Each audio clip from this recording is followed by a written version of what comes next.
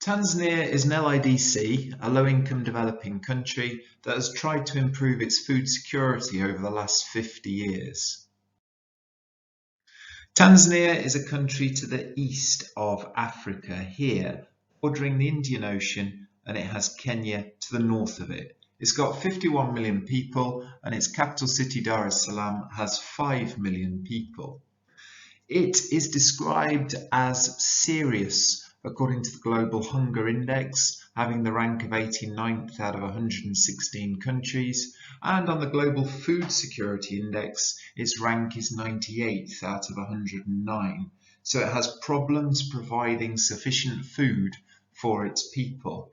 If we have a look at this graph here, you can see that Tanzania is in a far worse position than the rest of Africa and the rest of the world, even though we can see things have been getting slightly better since 2005 in terms of the number of people who are undernourished in the country. Now, the first thing that we're going to look at is a local scale attempt to improve food security in Tanzania. The charity Farm Africa gave goats to families within Tanzania between 1999 and 2006. They're a special variety of goat called the Toggenburg goat because they produce lots of milk. Each goat was £400, a total of £200,000 was spent, and the idea was that these goats would help to improve these families' quality of life. The way they would do that is by providing the 4 M's: milk, meat, manure and money. Manure acts as a really good fertilizer for farmers' crops. The milk was full of protein and nutrients that children need, and the goats provided 3 litres per day. The goats could be bred, and then their meat could be sold for money, or products from the goats such as the milk could be sold for money. Farmers with goats earned over 2 million Tanzanian shillings within a year, whereas those who weren't in the goat aid scheme were earning about 850,000 Tanzanian shillings per year, suggesting that it was successful and it was good for the people who got the goats.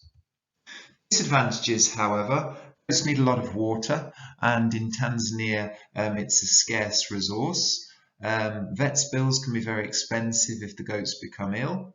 Goats tend to graze and eat everything they come across, whether it be bushes or trees or plants, which can lead to desertification.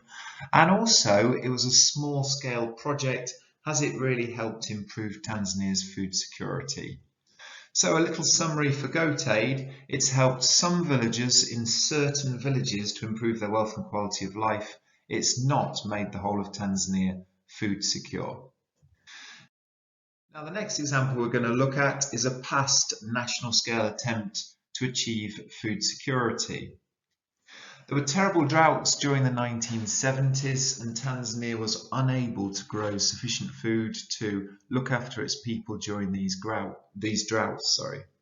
So the Tanzanian president asked Canada for help to grow wheat, and between 1968 and 1993, Canada provided $95 million worth of seeds, training, fertilizers, machinery to help Tanzania to grow wheat.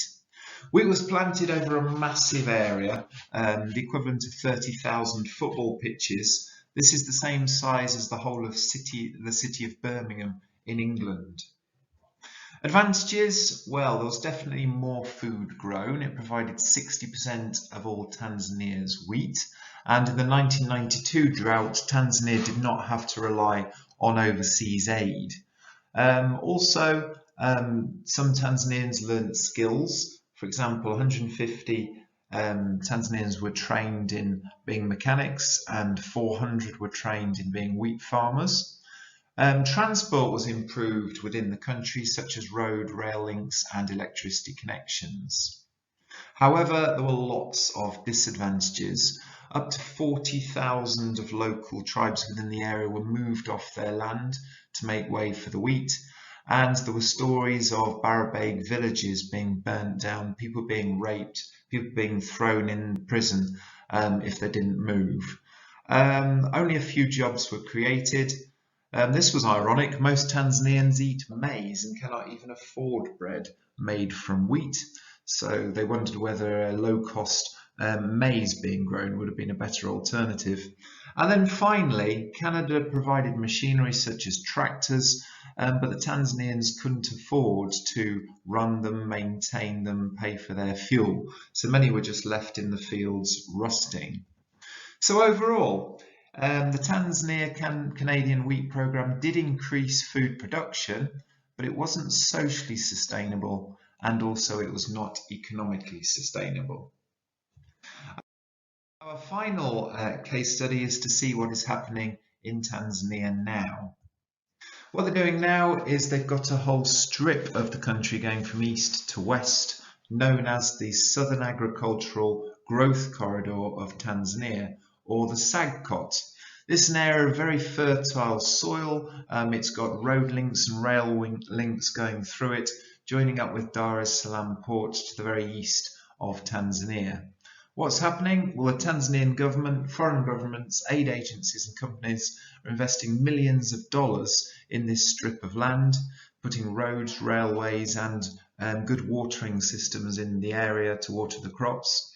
It's hoped this will attract big commercial farms to the area, because if they locate, the hope is they'll share their seeds, machinery, fertilizers and transport with smaller farms that will locate around them. Now, successes so far.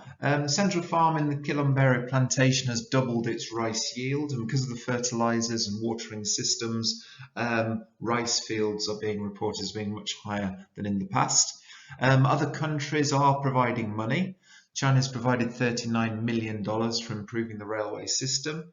Thousands of jobs have been created, and it's hoped there'll be 450,000 jobs created by 2030. However, like all schemes, there are some criticisms. Most of the money invested is going towards large commercial farms and not the locals. Again, the nomadic tribes have lost out. In this case, they're losing access to water for their animals. And finally, some small landowners have lost land to make way for the big plantations. Overall, the SAGCOT is aiming to improve food security and wealth for the people of Tanzania, and it is hoped that similar mistakes to the Tanzania-Canadian wheat program are not being made this time.